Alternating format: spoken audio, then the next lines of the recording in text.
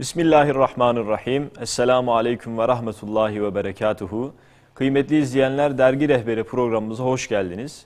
Bildiğiniz gibi her ay Dergi Rehberi programımızda bir dergimizi ve ayın dosya konusunu ele alıyoruz. Bu hafta işleyeceğimiz, ele alacağımız dergi İnzar Dergisi. İnzar Dergisi bu ay Helal Dairesi'nde eğlenmek dosya konusunu ele almış ve bununla alakalı da birçok önemli yazı yazmışlar kıymetli hocalarımız. Konuğuma dönecek olursam sorumlu yazı işleri, İnzar Dergisi sorumlu yazı işleri müdürü Mehmet Zeki Ergin hocam. Hocam hoş geldiniz. Sağ olun. Allah razı olsun. Nasılsınız hocam? Sağ olun. Teşekkür ederim. Allah razı olsun. Evet. Hocam başlayacak olursak, şimdi ilk yazıdan başlayacak olursak, Doktor Abdülkadir Turan hocamızın eğlendirerek köleleştirdiler yazısını görüyoruz. Eğlencenin insanı köleleştirdiğini düşünüyor musunuz? Böyle bir şey var mıdır hocam? Buyurun. Şimdi bizim dosya konumuz aslında eğlenme. Bize göre olması gereken eğlenme ise Üstad Bediüzzaman'ın sloganlaşan sözü var meşhur. Helal dairesi keyfe kafidir diye. Başlığımızı yani sloganımızı o yüzden helal dairesinde eğlenmek olarak seçtik. Doktor Abdülkadir Turan hocamızın yazısına gelecek olursak biliyorsunuz hani hoca eğlenmenin tarihi serüvenini, tarihi geçmişini ilk önce ele almış. Yani eğlenmenin hangi aşamalardan geçtiğini, ilk başlarda bunun aslında elit kesime has kölelerin veyahut da köylülerin, sıradan insanlara tanınmayan bir hak. Sadece elit kesimin, zengin proletarya diye solcuların isimlendirdikleri kesimin kendilerine has, özel gördükleri bir şey. Yani tarih içerisinde başlama şeysi bu. Fakat bunun yani eğlenmeye kendilerini kaptıran milletlerin zamanla nasıl helak olduğu, yani eğlenceye kendini kaptıran yönetimlerin, devletlerin, halkların zamanla nasıl diğer milletlerin kölesi haline geldiğini tarih bize göstermiş. Ve bu insanlığın hemen hemen tamamını köleleştirmek isteyen, yani kendi projelerine göre şekil vermek isteyen, yönlendirmek isteyen kesimler bu tarihi gerçeklikten yola çıkarak eğlenmenin insanları nasıl dejenere ettiğini, insanları nasıl duyarsızlaştırdığını, insanları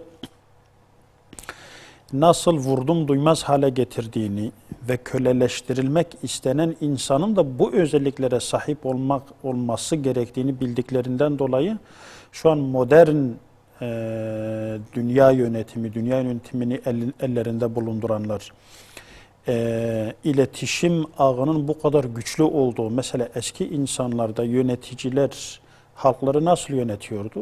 Bir haber bırakarak, bilgiden yoksun, mahrum bırakarak.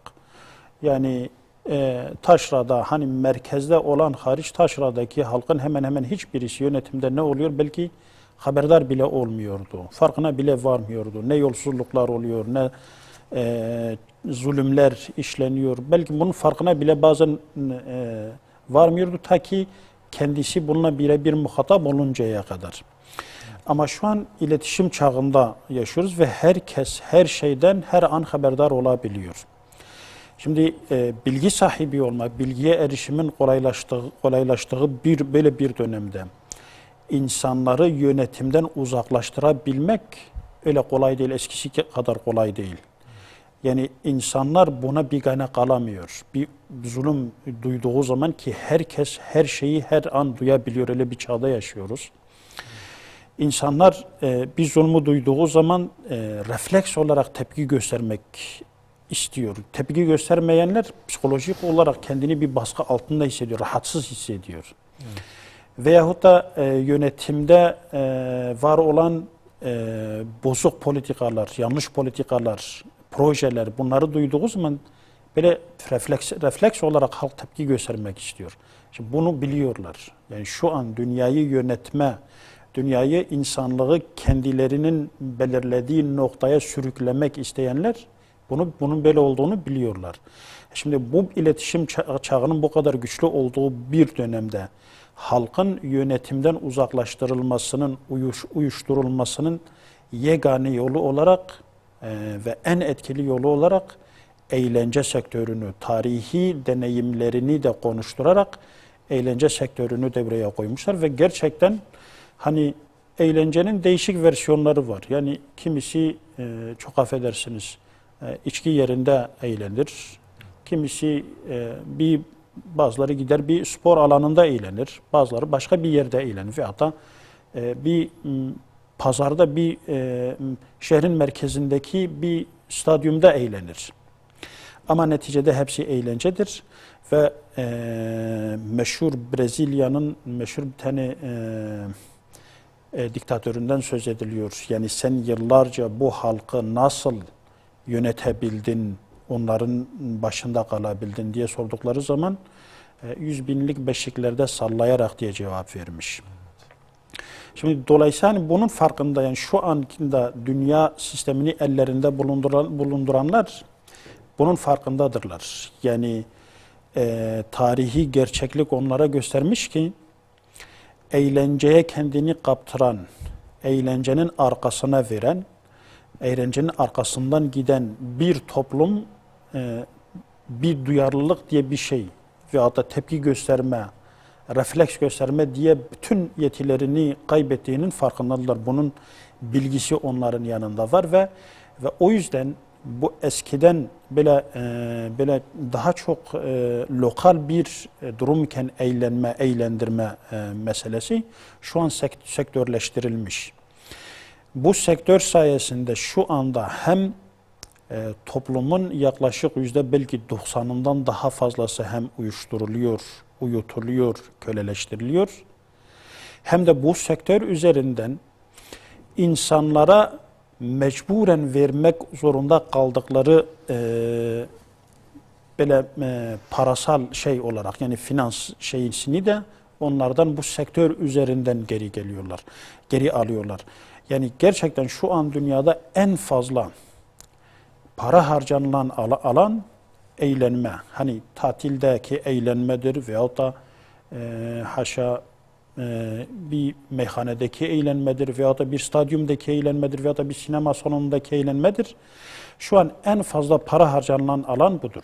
Hani insanlar, yani Batı'da özellikle bu çok daha ön plana çıkmış. Yani bunu müşahede etmiş biri olarak söylüyorum. Adam haftanın 5 günü çalışıyor köle gibi. Yani bizim sabah namazına güneş doğmadan önce fecir attığı gibi sabah namazına kalktığımız gibi adam kalkıyor, o vakitte kalkıyor, işe gidiyor. Akşamın karanlığına kadar hafta sonu tatili dedikleri 2 günde iyi eğlenebilmek için 5 gün boyunca köle gibi sabahtan akşama kadar çalışıyor. O kazandıklarını da kendince eğlence diye, eğlenmek maksadıyla diye gidip o parayı kendisine veren patronlarına geri iade ediyor. Evet. İşte bunun üzerinden doktor yani Abdülkadir Hoca diyor ki şu an insanların hepsi eğlence kültürü sektörü vesilesiyle köleleştirilmişler. Bundan dolayı mesela insanları eğlendiren, hani bu iş konusunda yeteneği olan insanlar var. Yani bu bir film aktörü olabilir veya da bir müzisyen olabilir ya da ne bileyim iyi saz çalan birisi olabilir ya da iyi futbol oynayan birisi olabilir, fark etmez. Bu alanda başarılı olan insanları böyle ister sosyal medya olsun, yani medya olsun, ister televizyon olsun, magazin haberleri olsun, bir şekilde yani ne olursa olsun bir şekilde insanların gündeminde tutuyorlar ve bunların, yani bu şekildeki insanların çok üst seviyeden refah düzeyi yüksek bir hayat standardını yaşadıkları insanlara gösterilmeye çalışılıyor ki bu alanda başarısı olan, yani yeteneği olan insanlar bu alana adım atma konusunda tereddüt yaşamasınlar. Çünkü bu alandaki yetenekleri toplamak istiyorlar, ellerinde tutmak istiyorlar. Boşu boşuna dünyanın en tepe noktasında, dünyadaki en büyük şirketlerin tepe noktasındaki adama yıllık verdikleri 1-2 milyon dolara karşılık tek bir film için veyahut da ne bileyim tek bir işte turnuvada insanlara şarkı söyleyen, işte ne ödüğü belli olmayan bir kadın veyahut da bir erkek için boşu boşuna milyon dolarları bir haftada akıtmıyorlar. Çünkü bunun getirisinin ne olduğunu, onlara geri dönüşünün ne olduğunu çok iyi biliyorlar. Ve gerçekten doktor, yani Abdülkadir Turan hocam bu konuda böyle çok iyi bir noktaya parmak basmış. Özellikle bizim hani farkında olan okuyucular olmaktan ziyade farkına vardıran okuyucular olmamızı sağlamak amacıyla kanaatimce bu maksatla bu yazıyı kaleme almış bizim hocamız. Evet. Hocam bu söylediklerinizden yola çıkarsak, şimdi mesela Üstad Bediüzzaman'ın bir sözü, helal dairesi keyfe kafidir diye. Bir Müslümanın peki hocam eğlenmek dediğimiz tırnak içinde şeyi, yani bir Müslüman nasıl eğlenmelidir veya nasıl eğlenmesi gerekiyor? Hani Hz. Resulullah Aleyhisselatü Vesselam'ın meşhur hadisi diyor ki merkebinizi fazla yormayın. Evet. Yani nefis insana verilmiş bir merkeptir. İnsan ister ibadette onu kullansın, ister işte diğer hizmetlerde onu kullansın. Yani namaz kılmak olsun, işte oruç tutmak olsun veyahut da cihad etmek olsun veyahut da işte insanlara Allah'ın davasını anlatmak olsun. İnsanın hizmetine sunulmuş bir merkeptir. Hz. Resulullah diyor ki bunu fazla yormayın.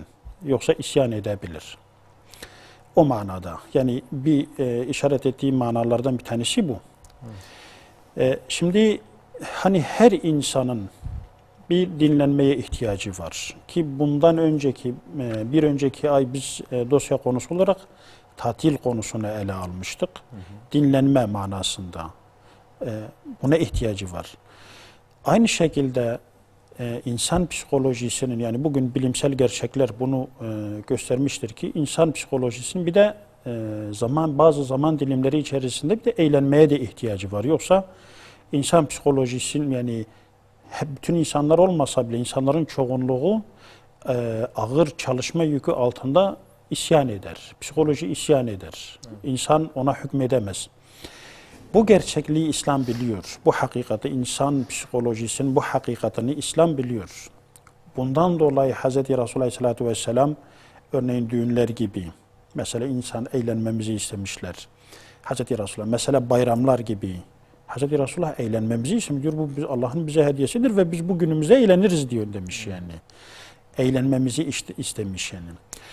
Ama bu birilerine bazı, daha doğrusu toplumun çoğunluk olan kesimini böyle birkaç elite köle yapacak, insanları ona bağımlı hale getirecek şekilde bir eğlence olamaz. İslam insanın tek bir şeye bağımlı olmasını ister. O da Allah'tır. Allah ve Allah'ın emirleridir. Onun dışında insanda neye bağımlılık söz konusuysa bu insanın insaniyeti için, insanın aklı için, insanın ruhu için ve insanın kalbi için zarardır. Ve İslam buna karşı tedbirler de almış. O yüzden mesela Hz. Resulullah evet bizim eğlenmemizi istemiş. Örneğin düğünler olarak, hatta siyerde geçen bir kıssa olarak söylüyorum. Hz. Ayşe annemiz işte bir düğün alayının bizim işte mescidin önünden geçtiğini, Resulullah'ın da onu gördüğünü söylüyor. Soruyor bu neyin nesidir diye. Ben dedim ki falan keslerin kızlarını, falan keslerin oğullarını istemişler. Onun alayıdır. Hz. Resulullah diyor niye bunlar o zaman def çalmıyorlar yani. Evet. Şimdi Resulullah düğünlerde eğlenmemizi istemiş. Resulullah bayramlarda eğlenmemizi istemiş. Hatta aşırı eğlenmeye karşı böyle tepki gösteren bir sahabeye de Hazreti Resulullah demiş bu Allah'ın bize verdiği bir hediye ve biz bu günümüzde eğleniriz demiş yani. Bu böyle. Ama yapılan şakalar veya da ortam gereği aşırı gülen ashaba karşı da Hazreti Resulullah hemen uyarı yapmış. siz benim bildiğimi bilseydiniz çok ağlar az gülerdiniz diye. Şimdi her şeye bir fren getirilmesi, yani bir kontrol mekanizmasının olması gerekiyor. İslam, şeriat eğlenmenin yapılması, yani insan psikolojisinin ihtiyacı olan eğlenmenin olmasını gerektirirken, yani ona cevaz verirken ama bir kontrol noktası, bir mekanizması da koruyor. Şu anki yönetimi, yani dünya yönetimini elinde bulunduranlar ise insanın zaafı üzerinde nasıl kar elde edecekler, insanları zaaflarıyla nasıl esir alacaklar, insanları zaafları üzerinde nasıl vuracaklar, bütün yönetimlerin, İslam hariç şu an dünyayı elinde bulunduran bütün yönetimlerin odaklandığı tek nokta budur. Ben insanları zaaflarında nasıl vururum? Ve eğlence ihtiyacı da tıpkı yemek ihtiyacı gibi, tıpkı evlenme ihtiyacı gibi veya tıpkı dinlenme ihtiyacı gibi bir insani ihtiyaçtır ama aynı şekilde ihtiyaçlar zaaftır da. Evet. Ve şu anki yönetim bunu kullanıyor yani.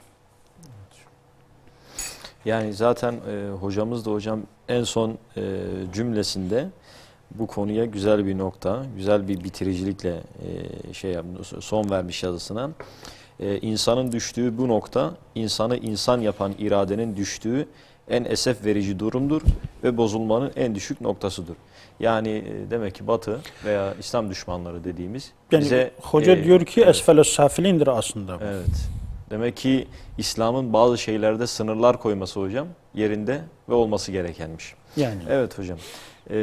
Devam edecek olursak hocam, Said Özdemir yine gençlik ve eğlence konulu bir yazı kaleme almış. Ve Nurettin Topçu'nun gençlik geleceğin tohumudur sözünü alıntılayarak bir yazı yazmış hocam. Bu konuda ne dersiniz hocam? Şimdi hani yani genç aslında eğlence silahıyla en fazla vurulan kesim gençliktir. Evet. Yani çünkü gençliğin böyle boşalmaya ihtiyaç duyulan böyle büyük bir enerjisi var. Hani İmam Gazali diyor ki çocuklar tam akil ve balik oluncaya kadar, yani artık iradelerine hakim olan iradeleri kendi nefislerine, kendi isteklerine, kendi tercihlerine hakim olacak seviyeye gelinceye kadar kendi çocuklarını kontrol eden ebeveynler melektirler diyor. Çünkü meleğin görevini yerine getiriyorlar. Ne için? Çünkü diyor ki hani böyle akıl balik oluncaya kadar olan çocukların akılları ile nefislerini şöyle bir kıyas yapıyor. Diyor ki fecir vakti olan aydınlık gibidir akılları. Ortamı tam olarak görmeye yeterli değildir. Baba kontrol etmek zorundadır. Çocuğun gece karanlığı gibidir. Baba her şeyini kontrol etmek zorundadır. Böyle mümeyyiz olan çocuğun ise diyor ki fecir vakti gibidir. Evet bir şeyler görüyor ama gene birisi onun elinde tutmak zorundadır. Gencin ise diyor ki yani hani aklı evet diyor artık önünü gösterecek kadar böyle duha vakti gibi önünü gösterecek kadar diyor aklı yerindedir. Ama o aklını dumura uğratacak bir de şehveti yani istekleri vardır. Yani geleceğe dönük istekleri vardır. Kendi kariyerine yönelik istekleri vardır. Bir de hani her genç ayağa kalktığı zaman ben şu an var olan dünyanın her şeyini değiştireceğim diye ayağa kalkıyor. Evet. Bütün gençler böyle kalkıyor. Evet. Yani köyde ise diyor ki ben bu köyü baştan aşağıya değiştireceğim. İhtiyarlar bir şey bilmiyor. Çok kötü bir düzen kurmuşlar. Doğru dürüst bir inşa şeyleri yok. Ben her şeyi değiştireceğim. Ve bu gücü de bende var. Allah bana vermiş diyor. Evet. Veyahut da şehirde olan da, yönetimde olan da, yönetimden haberdar olan da öyle düşünüyor. Yani olağanüstü bir enerji kapasitesi, deposu var. Bunun boşaltılması lazım, bunun deşarj edilmesi lazım. Ve bu enerjinin deşarj edilme, yani kendi mecrasında değil de suni olarak deşarj edilme mecrası eğlence merkezleridirler. yani kendi mecrasında deşarj edilmediği zaman, örneğin gerçekten o toplumu kendince hayal ettiği şekilde değiştirme gayreti, çabasıyla değil de o enerjisini bu yolla deşarj etme yerine gidip işte sokakta hoplayıp zıplamayla veya da ne bileyim günah içerisinde, sefahat içerisinde hoplayıp zıplamayla deşarj ettiği zaman suni bir deşarj oluyor, suni bir boşalma oluyor ve en fazla hani bu alana ihtiyaç duyan, en fazla bu alanın, bu ağın içerisinde, bu tuzağın içerisine düşen gençlerdir. Bu fıtri yapıları dolayısıyla. Ve bunun farkında olduklarından dolayı da hani şu anki mevcut yönetimler, belki İran İslam devrimi yapıldığı zaman Amerikan elçiliğinde ele geçirilen projelerden şu an dillendirilmiyorsa bile eskiden çok dillendiriliyordu bu. 300 yıl sonrası için yapılan projeler var yani. Şimdi şu an dünyayı ellerinde bulunduranlar bu zamanı kurtarma derdinde değildirler. Geleceği şekillendirme hesap ve projeleri vardır. Ve Nurettin Topçu'nun o sözü, geleceğin tohumunu kendileri belirlemek istiyor. Geleceğe ekilecek olan tohumun ne olduğuna kendileri karar vermek istiyorlar. Ve bunun en güzel, yani gencin en iyi şekilde vurulacağı yer, en böyle korumasız olan zaaf noktası da o deşarj etme ihtiyacı üzerinden zevk-ü sefaya, eğlenceye, haz şeysine, mecrasına akıtılma, o alanlara çekilme şeysidir. Ve en güzel bir şeyle, en kolaylık da bu tuzağa düşen de gençtir. Çünkü hani dedik ya, evet aklı var ama öyle bir istek, arzu, tercih, şehveti var ki onun o aklını dumura uğratmış, iyi düşünmesine müsaade etmiyor.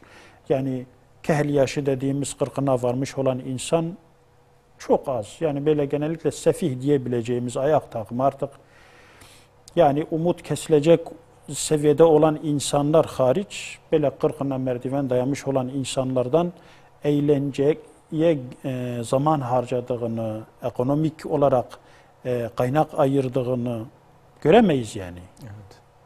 Ama her genç şu an bu, yani neredeyse kendisi için vazgeçilemez bir hak, hatta bir mecburiyet, bir farziyet olarak bunu görüyor. Ve bu bilinçte, bunun bilincinde olan, bunun üzerinde vurmaya çalışanlar da bu alanı çok güzel bir şekilde kullanıyorlar. Özellikle o zayıf olduğu noktadan. Evet hocam. Hocam yine devam edecek olursak, Ayhan Aktan hocamız da bir yazı yazmış. Seküler sömürünün en tatlı zehri haram eğlencelerdir diye. Doğrusu bu da önemli bir konu hocam. Sekülerizmin eğlenceye bakışı hakkında siz ne dersiniz? Hani baştan beri bunu söylüyoruz aslında. Yani bu bizim söylediğimiz, evet, Doktor Abdülkadir Turan Hoca başka bir açıdan yaklaşmış. Evet. Yani eğlendirerek köleleştirme tarafından bakmış. Evet. Said Özdemir bunu daha özelleştirmiş de biraz daha lokal bir mecraya çekmiş. O da gençlere olan, gençlerin bu ağa çekilmesi konusuna değinmiş. Ayhan Aktan Hoca'nın da söylediği zehir katılmış bal. Evet. Şimdi insanların gerçekten yani en büyük tuzağı, hani şeytanın en büyük tuzağı, sağdan yaklaşma deniliyor ya. Evet. Şimdi hani biraz konu dağıtılmış olacak ama Üstad diyor ya, bu zamanın küfrü öyle eski zamanın küfrü gibi cahili bir küfür değildir. Evet. Eskiden küfür cehaletle bize saldırıyordu. Cehaletle üzerimize geliyordu. Biz ona bilimle karşılık veriyorduk. Allah-u Teala, yani Hz. Resulullah Aleyhisselatü Vesselam şahsında sana gelen bu ilimden sonra sen onların hevasına tabi olacaksan eğer diye Hz. Resulullah'a tehdit bile ediyor. Evet. Yani onlar cehaletle heva ve nefislerini istedikleri şekilde bizim üzerimize geliyordular. Biz de Allah-u Teala'nın bize öğrettiği ilimle onlara cevap veriyorduk. Ama Üstad diyor ki şu andaki küfür cahili bir küfür değil. Bilimsel hareket eden, bilimsel teknikleri kullanan, insanların nasıl saptırılacağı konusunda uzmanlaşmış olan bilimsel tekniklere, tecrübelere vakıf, hakim olan bir küfürle biz şu an mücadele ediyoruz. Şimdi şu anki yani bu tekniklerden bir tanesi de insanların saptırılmasının öyle soldan yaklaşma ile, yani doğrudan insanlara gel bu günahı işle, gel kumar oyna, gel içki iç, gel ne bileyim faize bulaş, gel işte katil işle, gel bilmem. Bunun insanları saptırmayacağını iyi biliyorlar. Sağdan yaklaşma. O yüzden hani Ayhan Aktanov buna dikkat çekiyor. Yani şu anki küfür, şu anki insanları haktan saptırmaya çalışan güçler, artık karanlık güç mü diyoruz onlara, ne isim veriliyorsa verilsin. Şimdi bu güçler, şu anki bu görevi yürütenler, insanlara bal vermediğin sürece, onları imana da çağırsan, onları küfüre de çağırsan, bal ile onlara sunulmadığı zaman buna rağbetin olmayacağını iyi biliyorlar. Evet. İşte biliyoruz. Onlar da bunu iyi biliyorlar ve o yüzden kendi yani şu an böyle o zehirlerini içine zerk ettikleri en etkili şeyin eğlence olduğunu. Evet hocam. Hocam çok Bunu özür ifade dileyerek- ediyoruz. Evet. Allah razı olsun. Tüm sıkıntılara rağmen Müslümanların Kurban Bayramı mübarek olsun şeklinde bir başyazının hatırlattıkları bir yazı var. İsminde bir yazı var. Bu yazı hakkında hocam ne dersiniz? Neden sıkıntılara rağmen Kurban Bayramı'nı tebrik etmişsiniz? Hani yani sıkıntı hakikatinin orada deklare edilmesi aslında şunu da bize ifade ediyor. Yani bireysel olarak bizim sıkıntılarımız gözükmeyebilir. Yani bir birey olarak benim evimde bir sıkıntı şu anda söz konusu olmayabilir. Ama buna rağmen İslam alemi eğer sıkıntı içerisindeyse ki sıkıntı içerisindedir. Yani eskiden bazı yerler yani hani belki şu an Afganistan işgalden kurtulmuş ama ekonomik işgal altında, ekonomik bir ambargonun altındadır ve büyük sıkıntılar var. Ve bugün dünya nüfusunun büyük çoğunluğunu oluşturan Hindistan gibi bir ülke milliyetçileştirilmiş ve bu milliyetçilik duygusuyla Müslümanların üzerine gelmeye başlamış. Yani daha önceleri fazla gündem olmayan Hint Müslümanları artık gerçekten medyada geniş, özellikle sosyal medyada geniş yer çektikleri acıları geniş yer bulmaya başlamış ve eski acılarımız da zaten devam ediyor. Şimdi bu tüm acılara rağmen, sıkıntılara rağmen hakikatin dile getirilmesinin altında yatan temel neden aslında bu. Yani bir Müslümanın çektiklerine duyarsız kalamaz. Müslümanın sıkıntısına karşı duyarsız olamaz. Bu bir. Değildir zaten. Evet. Ama buna rağmen bayram geliyor. Bayramda da Hz. Resulullah diyor ki Allah-u Teala bu günleri bize hediye ve biz bugün de eğleniriz demiş yani.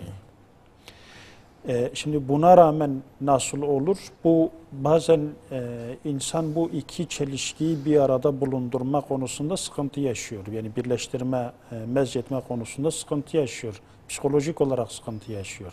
Evet. Yani hem Afganistan'da hem işte Hindistan'da ve dünyanın diğer coğrafyalarında işte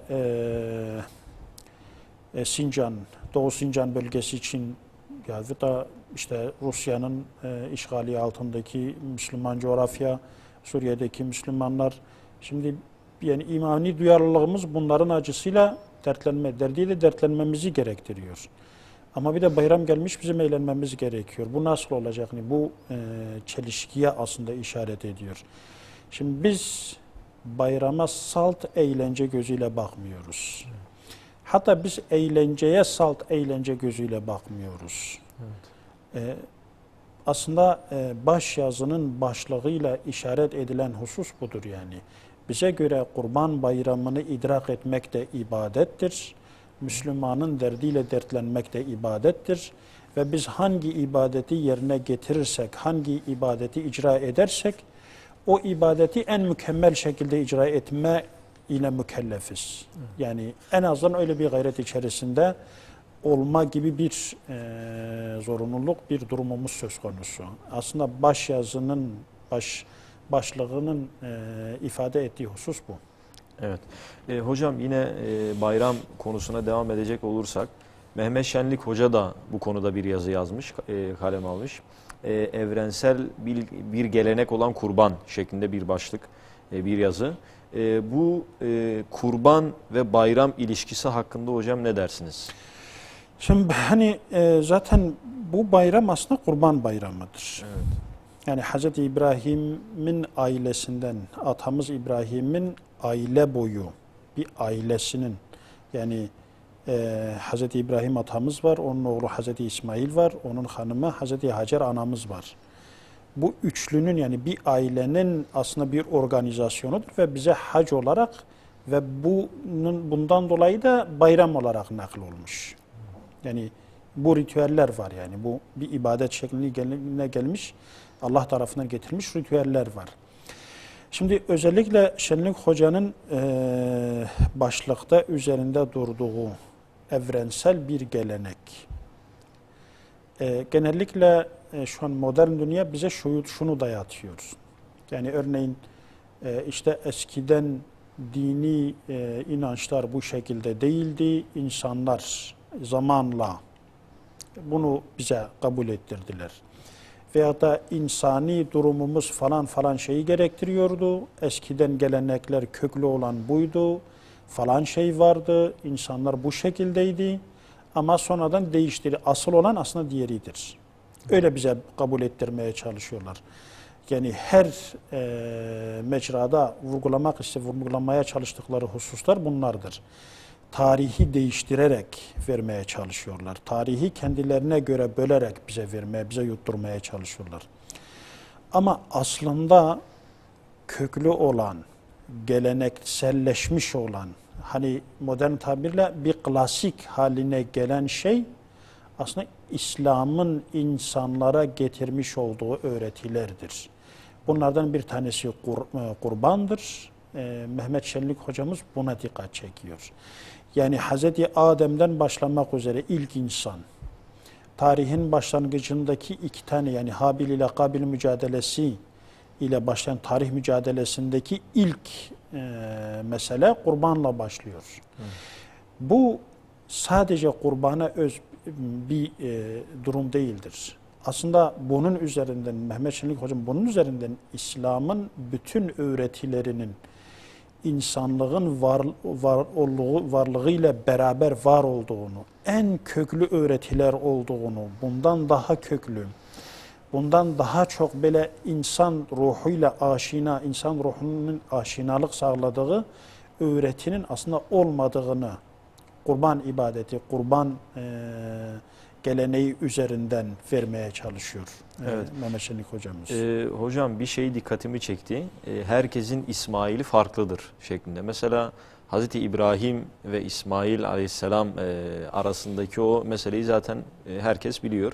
Biz kendi zamanımıza hocam getirirsek bu olayı, bu böyle nasıl dersiniz? Mesela Yani, bu zamandaki bazı İsmailler dediğimiz şey eğlenmek veya ne bileyim insan en çok neyi seviyorsa onun İsmail'i odur diyor. Bunu nasıl yorumlarsınız hocam? hani meşhur olan hac kitabında dile getirilen husus, yani herkesin İsmail'i farklı. Evet. Fakat hani öyle bir zamanda yaşıyoruz ki insan egosunun en fazla ön plana çıktığı bir zaman dilimidir. Bence bu zaman diliminde hani naçizane sözünü önüne ekleyelim, görüşümüz olarak söylüyoruz. Herkesin İsmail'i ilk başta onun nefsidir yani. Evet. Yani bu zaman hani eskiden insanlar cananı diye tabir ettiğimiz, yani öteki şeyi daha fazla seviyordu.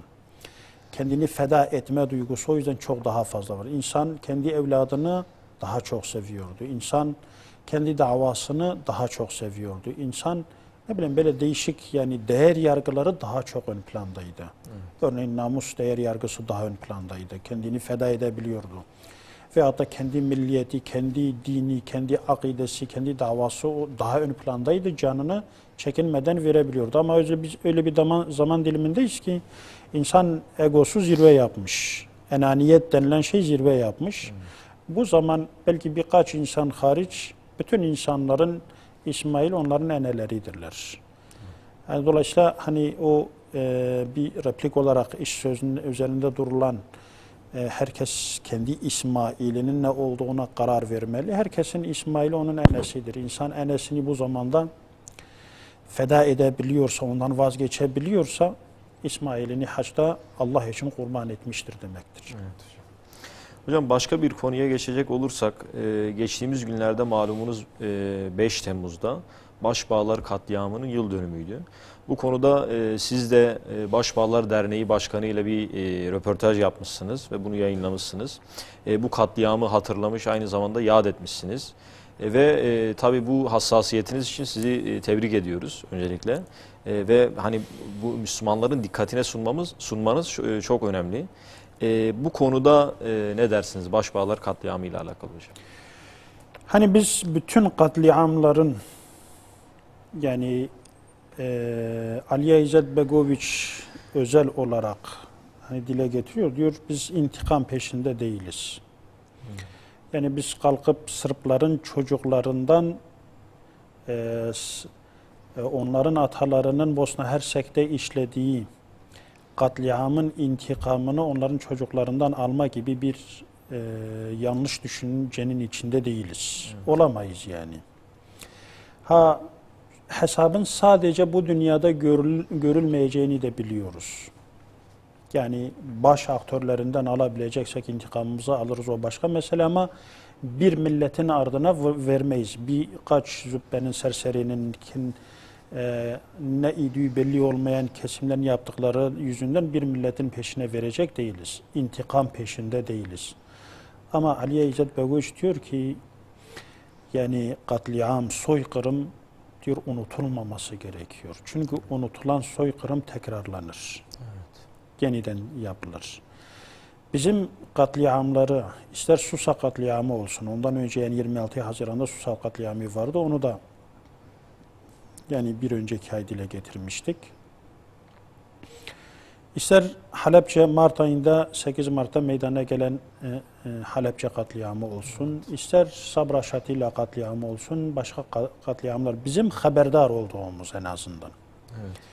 Katliamları biz her sene mutlaka vermeye çalışıyoruz, verme gayreti içerisindeyiz ve bizim bunları vermemizdeki amacımız da yani haşa bazıları var biliyorsunuz, kandan besleniyorlar. Yani mazlumiyet ve mağduriyetten besleniyorlar. Biz bundan Allah'a sığınıyoruz.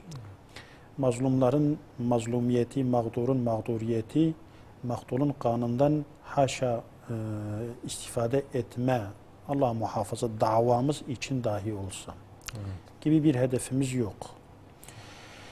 Bundan Allah'a sığınıyoruz. Ama tekrarlı, yani unutulduğu zaman bu tekrarlanır.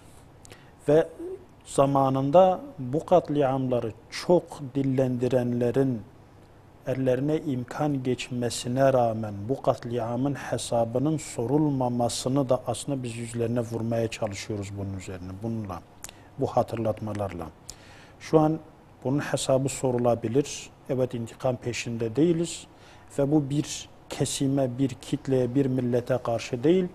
Bu kimin tarafından nasıl yapıldığı belli olan, ne amaçla yapıldığı belli olan, hatta yapanların yaptıkları esnadaki görgü tanıkları, şahitleri, bizzat olayın içerisinde olup kurtulan kadınların, ihtiyarın dile getirdikleri, sağ kurtulanların dile getirdikleri hakikatlerdir. Bu katliamın ne için yapıldığı herkesin malumu olmasına rağmen ve zamanında bunun üzerinden bunu çokça dillendirip bunun üzerinden kitleleri diyelim kendi arkalarına almayı başaranların bugün bunun hesabını sormamalarının bizce insani bir tutum olmadığı kanaatindeyiz. Bu yüzden bunu dile getirmeye çalışıyoruz ve bir de yani küfrün iç yüzü mutlaka bilinmesi lazım. Küfrün yani özgürlük adı altında veya da başka bazı sloganlarla gençleri, özgürlük aşıklarını, kendilerini toplumlarına adamaya çalışan gençleri kendi arkalarına, kendi artlarına verdiren kesimlerin aslında iç yüzünün ne olduğunun toplum tarafından tanınmasını istiyoruz. O yüzden her yıl dönümünde biz bildiğimiz katliamları, biz bildiğimiz soykırımları mutlaka gündem etmeye, onları dergimiz aracılığıyla ve de başka platformlarda dile getirme gibi bir niyetimiz var, dile getiriyoruz. Evet hocam. Hocam başka bir konuya geçecek olursak, son sayılarınızda Afganistan'la alakalı bir yazı dizisi yayınlıyorsunuz. Belki devam da edecektir. Afganistan'ın hocam bu büyük önemi nedir? Neden bu kadar üzerinde duruyorsunuz? Hani biz bununla alakalı da. daha önceki ayda, yani bir önceki ayda bu konuyu dile getirdik. Bundan sonra da inşallah gene mutlaka Afganistan'la ilgili olarak her ay bir konuyu dergide vermeye çalışacağız. Evet. Geçen ay da dillendirdik. Tekrar dillendirmekte bir sakınca, bir tekrar, yani bıkkınlık söz konusu olamaz. Bizim için Afganistan halkıyla beraber, şu an yönetimi elinde bulunduranlarla beraber, bugün Müslümanların dünya emperyalizmini alt edebilecek, onları yenebilecek yegane güç olduğunu bütün dünyaya deklare etmiş olan bir hakikattir Afganistan. Afganların ABD'ye karşı olan zaferi, böyle pılını pırtını, hatta kendi haşa hizmetçilerini böyle yüzüstü bırakıp kaçmış, Evet. böyle bir rezillikle orayı terk etmek zorunda kalmış, bırakılmış, yani onları öyle bir durumda, öyle bir zorunluluk içerisinde bırakmışlar Afgan halkı, kendi şu an yönetimi elinde bulunduranlarla beraber, askerleriyle beraber, halkıyla beraber, polisiyle beraber. Şimdi bu bize göre bu büyük kahramanlık unutulmaması gerekiyor. Bu sürekli dillendirilmesi gerekiyor. Biz bunun Müslümanlar için motive edici olduğuna inanıyoruz. Biz dünya halklarının da bunu görmesi gerektiğine inanıyoruz. Çünkü bugün şu an mevcut statükoya razı olmayan gayri, yani Müslümanların dışındaki milletlerin içerisinde çok böyle hak aşığı, özgürlük aşığı insanın olduğuna inanıyoruz. En az zulme karşı tepki göstermek isteyen insanın olduğuna inanıyoruz. Ve bunun, yani bu zamanda bunu yapabilecek, başarabilecek tek gücün İslam olduğunu onlara göstermeye çalışıyoruz. O yüzden Afganistan hem politik olarak biz bu şekilde, bu politika gereği biz gündemde tutmaya çalışıyoruz. Hem de bizim kardeşlerimizdirler ve evet, işgalden kurtulmuşlar ama ekonomik bir ambargonun kuşatması altındadırlar. Mal varlıklarına el konulmuş ve bunu geri alamıyorlar. Bizim İslami olarak, yani bir önceki insani olarak da bu da İslami olarak bizim onlara karşı bir yükümlülüğümüz, bir zorunluluğumuz vardır. Biz bu yükümlülüğümüzü yerine getirme adına her ay bir konuyla dahi olsa Afganistan'ın, Müslümanların, okuyucularımızın gündeminde tutmaya, onların gündemine sokmaya çalışacağız inşallah. Evet hocam. Bu hassasiyetiniz için de Allah razı olsun. Afganistan konusu önemli doğrusu şu anda. Hocam diğer yazılar ve yazarlardan da bahsedecek olursak, Mehmet Göktaş Hoca'nın Mevsim İbrahimlerin Mevsimidir şeklinde kurbanla alakalı bir yazısı var. Yine Utbe bin Gazvan adlı sahabenin hayatı verilmiş. Ömer Saruhan'ın Kafirun Suresi tefsiri gibi önemli yazı ve yazarlarınız var. Bu çeşitlilik, yani bu derginin dolu dolu olmasını hocam neye bağlıyorsunuz? Şimdi bizim biz İnzar'ı bir mektep olarak görüyoruz. Yani bir aylık zaman dilimi içerisinde bu dergiyi okuyacak olan bilinç, dava sahibi olduğu şuurunda olan bir ailenin bütün ihtiyaçlarının, yani kültürel, akidevi ve da benzeri artık politik olarak bir ailenin bütün ihtiyaçlarının karşılanması, bu dergide karşılanması, en azından asgari düzeyde dahi olsa karşılanması gerektiğine inanıyoruz. Böyle bir politikamız var ve bundan dolayı da biz bu politikamızı kendi yazılarımıza yansıtmaya çalışıyoruz. Sahabeler her daim bizim gündemimizde olmak zorunda. Yani siyer vesilesiyle gündemimizde olmak zorunda veya da onların hayatlarındaki önemli kesitler. Yani bizim için dikkat çekici bazı kesitlerin bir şekilde bizim gündemimizde olması gerekiyor. O yüzden her ay, yani ya daha önce düzenli bir şekilde siyer konusu altında veriyorduk. Şu an sahabe hayatından tablolar konusu altında, adı altında veriyoruz. Belki bir iki sene sonra başka bir isimle bunu vermeye devam edeceğiz. Göktaş Hoca'nın Hz. İbrahim'le ilgili olarak zaten özel bir hassasiyeti var. Yani özellikle sağdan yaklaşanların Müslümanları kendilerince manipüle etmek istedikleri konuların başında da Hz. İbrahim, hani İbrahimi dinler diyorlar ya, semavi dinler diyorlar. İbrahimi dinler. Evet. Bize göre İbrahimi tek bir din vardır, o da İslam'dır. Evet. Bize göre semavi tek bir din vardır, o da İslam'dır. Bunun dışında semavi bir din yoktur. Hz. Adem'den Hz. Resulullah Aleyhisselatü Vesselam'a kadar gelen tek bir din vardır. Hz. İsa'nın da, Hz. Musa'nın da, Hz. Davud'un da, Hz. Zekeriya'nın da, Hz. Resulullah'ın, Hz. Yahya'nın tek dindir. Biz buna inanıyoruz. Bunun Yahudilik olarak değiştirilmiş olması, yani evet kaynağını bundan alsa bile saptırılmış olduğundan dolayı, birçok konuda saptırılmış olduğundan dolayı kaynağını buradan almış olsa bile bize göre semavi değildir, İbrahimi değildir. Şimdi bu bağlamda özellikle Mehmet Göktaş hocamızın Hz. İbrahim'e yönelik özel bir ilgisi var. Ve Kurban Bayramı, her Kurban Bayramı döneminde, yani Zilhicce'nin ilk 10 gününde özellikle bu konuyla ilgili, bu konu üzerinde özel bir hassasiyeti var ve bu hassasiyetine binaen de bu konuyu, yani İbrahim'in iklimi konusunu, mevsimi konusunu Göktaş hocamız yani kendi kişisel şeysi olarak bunu gündeme getirmiş. Hocam yavaş yavaş sona geliyoruz. Programımızı biz de istiyoruz ki iki şair ve şiir aynı zamanda dergide yer verilmiş, iki şaire. Mehmet Salih Gönül'ün gazeliyle Enes Demir'in Aşka Dair gazeli kayda alınmış.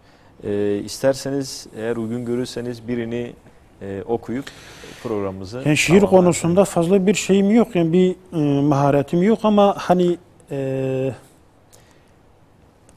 böyle Servet-i Fünun döneminden kalma aruz ölçüsünün esas alındığı ve bu dönemde örnekliği çok güzel bir şekilde ortaya konulduğunu göstermek maksadıyla bir beyit olarak okumak istiyorum. Yoksa şiir okuma konusunda bir sanatım yok. Evet. Mehmet Salih Gönül yazmış gazel diye. Galata amal etmişsem cahı kenardır yerim. Züleyha'ya meyletmişsem köşkü haraptır yerim diye başladığı bir gazeli var. Gerçekten hani bizim yani inzarın diğer konularında olduğu gibi yani bile en üst seviyeden bir davetçi Müslümanın ihtiyacı en güzel şekilde karşılanmaya çalışıldığı gibi bizim inzarın edebi eserleri, yani ister nesirleri olsun, isterse nazım şeklinde verilen yazıları olsun, ki Göktaş Hoca'nın bu ayki yazısı nazım şeklinde verilmiş olan bir yazı türüdür. Evet. Gerçekten hani ihtiyacı karşılayabilir ve gerçekten edebi zevke hitap edecek şekilde bir kalitede olan yazılar ve şiirlerdirler. Okuyucularımızın bu inançla inzara yaklaşmaları gerektiğini inanıyoruz. Evet hocam. Allah razı olsun hocam. Çok teşekkür ediyoruz. Allah sizden de razı olsun bu imkanı bize sağladığınız için. Rica ederiz hocam. Sevgili izleyenler, bu hafta İnzar dergisini ele aldık. Helal dairesinde eğlenmek dosya konusunu hocamızla beraber işledik. Afganistan'dan bahsettik, kurbandan bahsettik ve birçok konudan bahsettik. Haftaya tekrar görüşmek üzere. Allah'a emanet olun. Esselamu Aleyküm ve Rahmetullahi ve Berekatuhu.